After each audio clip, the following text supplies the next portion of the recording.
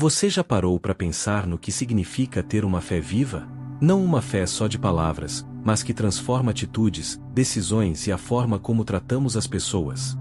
Hoje, vamos mergulhar em uma das mensagens mais diretas e práticas de toda a Bíblia, a Carta de Tiago. Um livro curto, mas extremamente poderoso, que confronta, ensina e inspira. Prepare-se para descobrir como Tiago, irmão de Jesus, nos desafia a viver uma fé autêntica, que se prova nas obras, na sabedoria e no amor ao próximo. Carta de Tiago.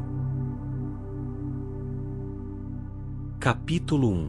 Tiago, servo de Deus, e do Senhor Jesus Cristo, às 12 tribos que andam dispersas, saúde. Meus irmãos, tende grande alegria quando enfrentardes várias tentações, sabendo que a prova da vossa fé opera a paciência. Tenha, porém, a paciência a sua obra perfeita, para que sejais perfeitos e completos, sem faltar em coisa alguma. E se algum de vós tem falta de sabedoria, peça a Deus, que a todos dá liberalmente, e o não lança em rosto, e ser-lhe-á dada. Peça-a, porém, com fé, em nada duvidando, porque o que duvida é semelhante à onda do mar, que é levada pelo vento, e lançada de uma para outra parte. Não pense tal homem que receberá do Senhor alguma coisa. O homem de ânimo dobre é inconstante em todos os seus caminhos. Mas glorie-se o irmão abatido na sua exaltação, e o rico em seu abatimento, porque ele passará como a flor da erva. Porque sai o sol com ardor, e a erva seca, e a sua flor cai, e a formosa aparência do seu aspecto perece. Assim se murchará também o rico em seus caminhos. Bem-aventurado o homem que suporta a tentação, porque, quando for provado, receberá a coroa da vida, a qual o Senhor tem prometido aos que o amam. Ninguém, sendo tentado, diga, de Deus sou tentado, porque Deus não pode ser tentado pelo mal, e a ninguém tenta. Mas cada um é tentado, quando atraído e engodado pela sua própria concupiscência. Depois, havendo a concupiscência concebido, dá à luz o pecado, e o pecado, sendo consumado, gera morte. Não erreis, meus amados irmãos. Toda boa dádiva e todo dom perfeito vem do alto, descendo do Pai das luzes, em quem não há mudança nem sombra de variação. Segundo a sua vontade, ele nos gerou pela palavra da verdade, para que fôssemos como primícias das suas criaturas. Portanto, meus amados irmãos, todo homem seja pronto para ouvir, tardio para falar, tardio para se irar, porque a ira do homem não opera a justiça de Deus. Por isso, rejeitando toda a imundícia e superfluidade de malícia, recebei com mansidão a palavra em vós enxertada, a qual pode salvar as vossas almas. E sede cumpridores da palavra, e não somente ouvintes, enganando-vos a vós mesmos. Porque se alguém é ouvinte da palavra, e não cumpridor, é semelhante ao homem que contempla ao espelho o seu rosto natural. Porque se contempla a si mesmo, e vai-se, e logo se esquece de como era. Aquele, porém, que atenta bem para a lei perfeita da liberdade, e nisso persevera, não sendo ouvinte esquecidiço, mas fazedor da obra, este tal será bem-aventurado no seu feito. Se alguém entre vós cuida ser religioso, e não refreia a sua língua, antes engana o seu coração, a religião desse é vã. A religião pura e imaculada para com Deus e Pai, é esta: visitar os órfãos e as viúvas nas suas tribulações, e guardar-se incontaminado do mundo. Capítulo 2. Meus irmãos, não tenhais a fé de nosso Senhor Jesus Cristo, Senhor da glória, em acepção de pessoas.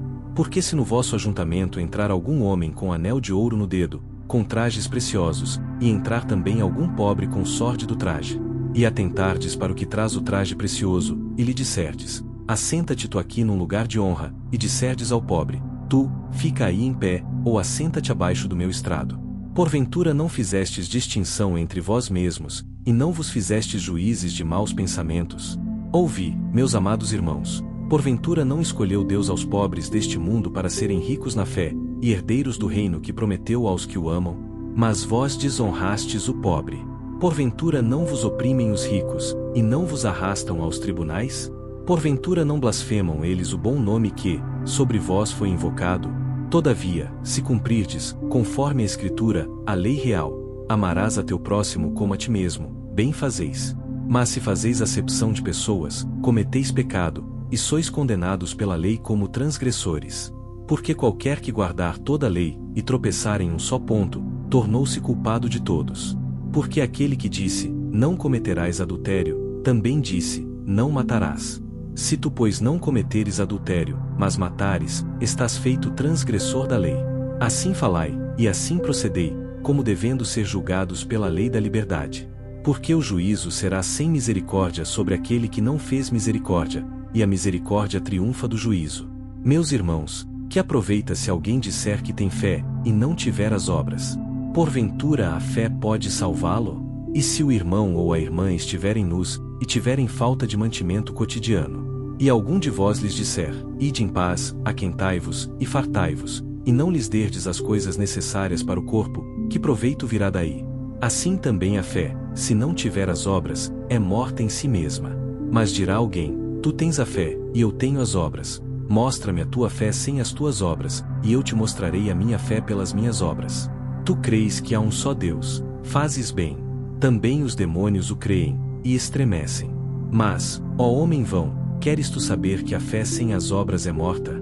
Porventura o nosso pai Abraão não foi justificado pelas obras, quando ofereceu sobre o altar o seu filho Isaque? Bem vês que a fé cooperou com as suas obras, e que pelas obras a fé foi aperfeiçoada.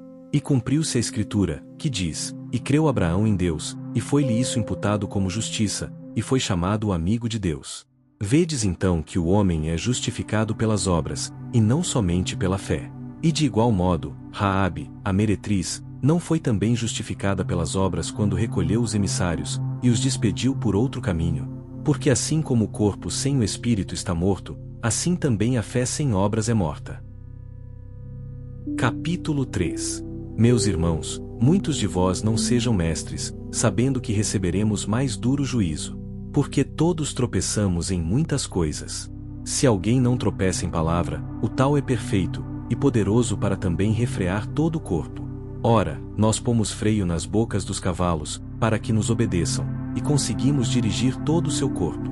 Vede também as naus que, sendo tão grandes, e levadas de impetuosos ventos, se viram com um bem pequeno leme para onde quer a vontade daquele que as governa. Assim também a língua é um pequeno membro, e gloria-se de grandes coisas. Vede quão grande bosque um pequeno fogo incendeia. A língua também é um fogo. Como mundo de iniquidade, a língua está posta entre os nossos membros, e contamina todo o corpo, e inflama o curso da natureza, e é inflamada pelo inferno. Porque toda a natureza, tanto de bestas feras como de aves, tanto de répteis como de animais do mar, se amansa e foi domada pela natureza humana. Mas nenhum homem pode domar a língua. É um mal que não se pode refrear, está cheia de peçonha mortal. Com ela bendizemos a Deus e Pai, e com ela amaldiçoamos os homens, feitos à semelhança de Deus. De uma mesma boca procede bênção e maldição. Meus irmãos, não convém que isto se faça assim.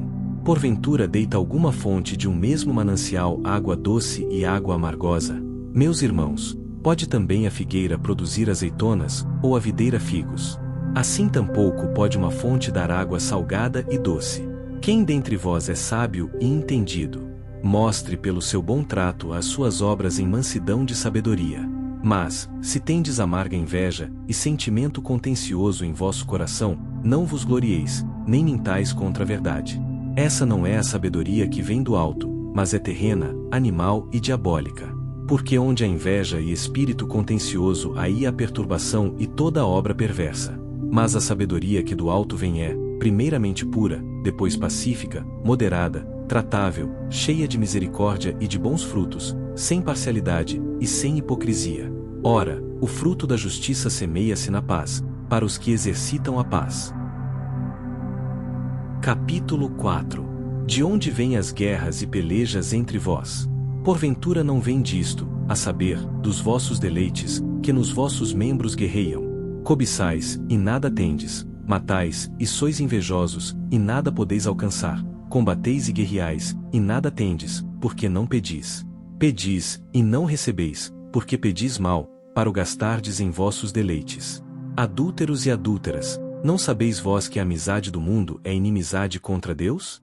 Portanto, qualquer que quiser ser amigo do mundo constitui-se inimigo de Deus. Ou cuidais vós que em vão diz a Escritura, o Espírito que em nós habita tem ciúmes?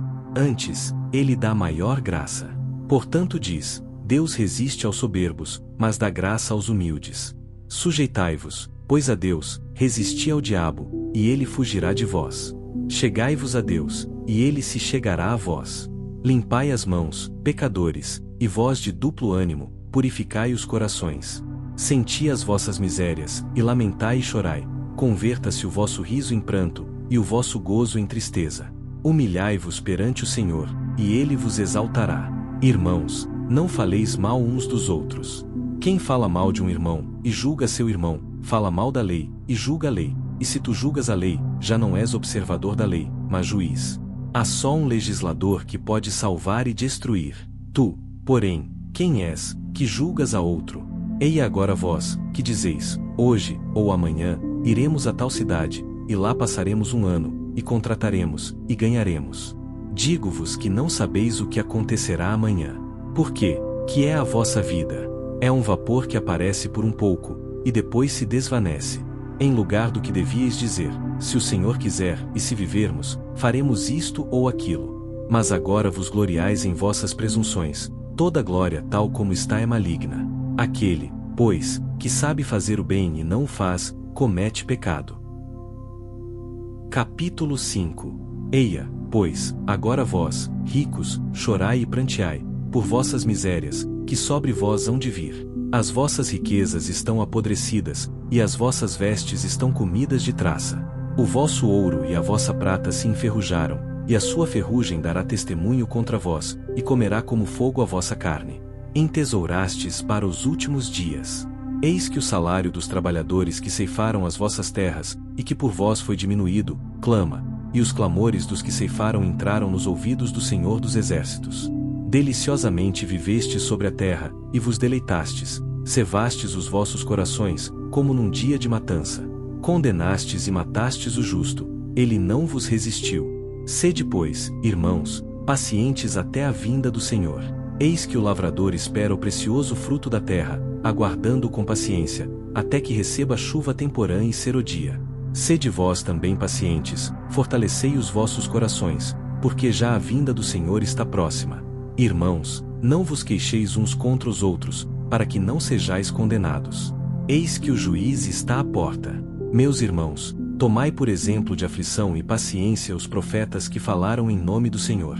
Eis que temos por bem-aventurados os que sofreram.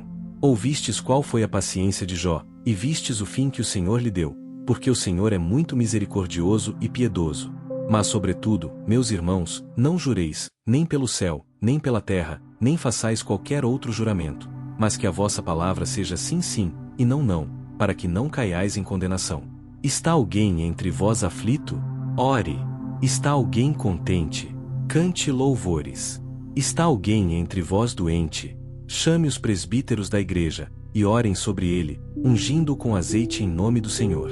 E a oração da fé salvará o doente, e o Senhor o levantará, e se houver cometido pecados, ser-lhe-ão perdoados. Confessai as vossas culpas uns aos outros, e orai uns pelos outros, para que sareis. A oração do justo pode muito em seus efeitos. Elias era homem sujeito às mesmas paixões que nós, e orando, pediu que não chovesse e por 3 anos e 6 meses, não choveu sobre a terra. E orou outra vez, e o céu deu chuva, e a terra produziu o seu fruto. Irmãos, se algum dentre vós se tem desviado da verdade, e alguém o converter, saiba que aquele que converter um pecador do erro do seu caminho, salvará da morte uma alma, e cobrirá uma multidão de pecados.